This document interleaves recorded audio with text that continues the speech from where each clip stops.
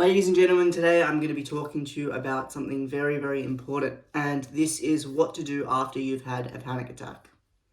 Now, I know that after you've had a panic attack, especially if you've had a few of them, you can feel very deflated and defeated. But it's in these moments after you've had one that you have to be very, very, very careful, and it is a crucial time for you to implement these steps.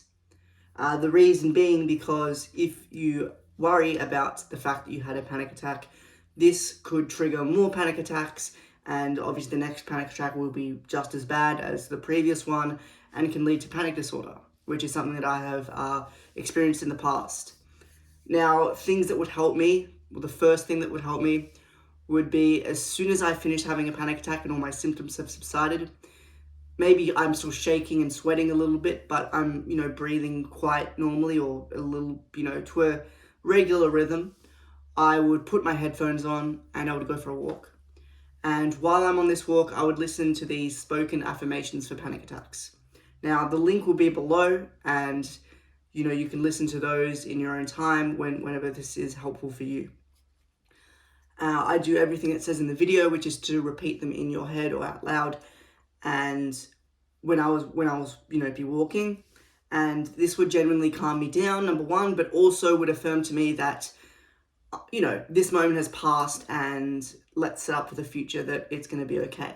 Now, how this helped me is that in the future, if I, it would significantly reduce the chance of me having a panic attack again, but more importantly, the next time that I do have a panic attack, it would be significantly less stressful and debilitating on my body and my mind. You don't have to go for a walk. You can literally put your headphones on and walk around the house. You can do dishes, do washing, anything you want to do, but just have these headphones on. I prefer noise cancelling ones so I can't hear anything else, because obviously at this time, after a panic attack, you're a bit, as I said, you're a bit debilitated. You don't really want to talk to anyone. You're a bit, out there. So yeah, I really recommend that. And then after you come back from that walk, you should be feeling a lot better. And now what I really, really, really highly suggest you do is to journal. Now, it may be difficult to journal because you're thinking about the past and obviously a situation that wasn't very comfortable. But I think it's really important to just go step by step into how that panic attack came to be. If you don't know, that's fine. That's fine. You don't have to know. You don't always have to know how a panic attack happens and why.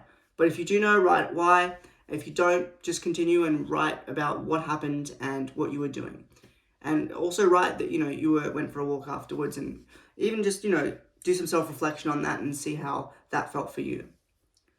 Now, the last thing that you need to do is create a POA. I call this, stands for Plan of Action.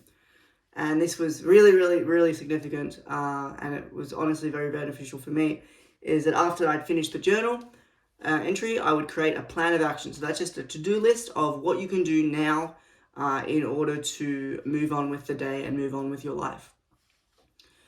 Now, the reason we create a plan of action and you try and be productive, it doesn't, a plan of action can mean you watch Netflix, it can mean you do the dishes, it can mean, you don't have to be productive.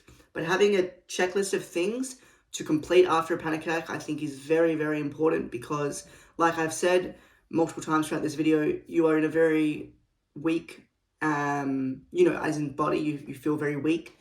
And, obviously it causes quite a lot of mental strain.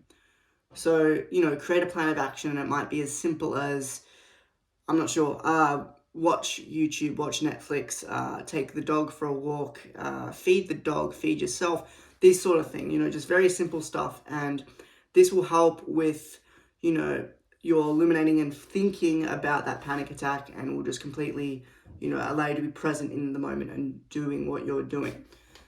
So yeah, those were the things that I think you should do after a panic attack. These have been very, very beneficial to me. Those affirmations will be down below.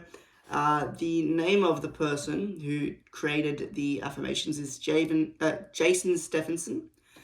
So big thank you and big credit to him. He's genuinely saved me so many times, more than I can count on my fingers.